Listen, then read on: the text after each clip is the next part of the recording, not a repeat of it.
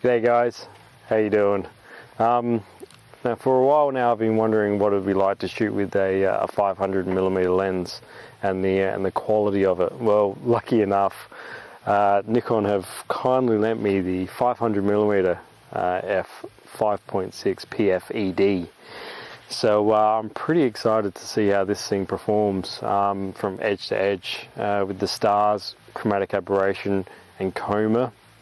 So tonight's video is just going to be about the performance of the lens, and then later on we might shoot quite a few shots of a deep space object. We'll see which one we choose. Maybe Andromeda Galaxy, sitting quite low on the horizon here in South Australia, or something maybe a little bit higher. So we'll check that out later, but first of all, let's check out the performance of this lens.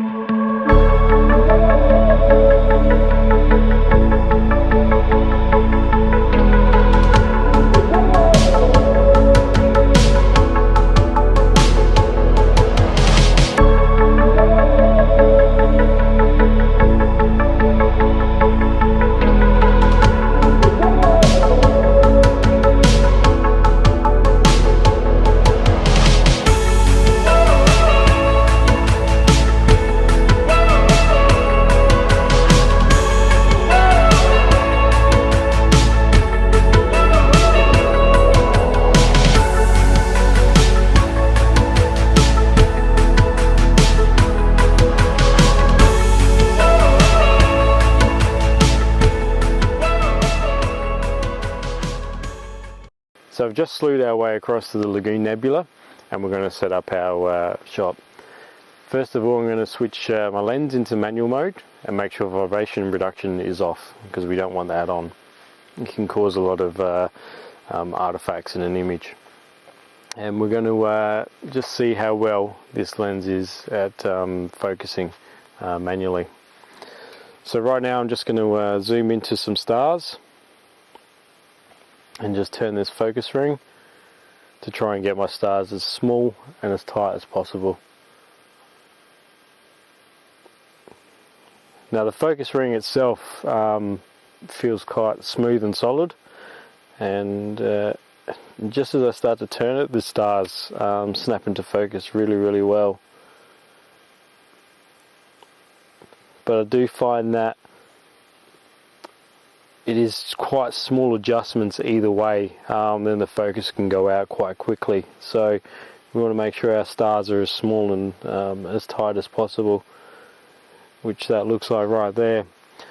So as the first test shot to see how well these stars are corner to corner, I'm going to shoot a 30-second exposure at about ISO 10,000 at f5.6, and let's see how that looks. So let's have a look at the corners of our picture here, because that's where it matters the most. We want to make sure that there's hardly any coma at all, and the chromatic aberration is minimal.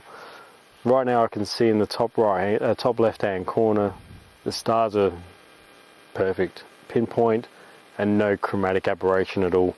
But we want to check out the rest of the corners as well. So let's have a look at our top right. And we can see from that too, it's looking really good. And again, bottom right hand corner, nice and pinpoint, exactly what we're after in a lens for astrophotography. And left, just as good as well. No chromatic aberration I can see at all, and nice pinpoint stars across the whole frame. So this lens here is very good for astrophotography. So if you've got the extra cash to spill out for one of these lenses, so far so good. Now what we might do is we might slew across to the Andromeda Galaxy. Again, very challenging shot to have here in South Australia. Maybe it's about 20 degrees above the horizon. So we'll go over there, we'll shoot that and see how that turns out.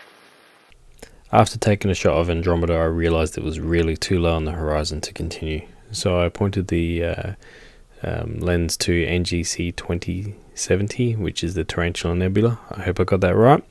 And I began shooting 25 images at ISO 10,000 with a 30-second exposure, because setting it up I really didn't pay too much attention to my polar alignment, so they had to be quite high ISO images. But I hope you guys enjoy the photograph anyway.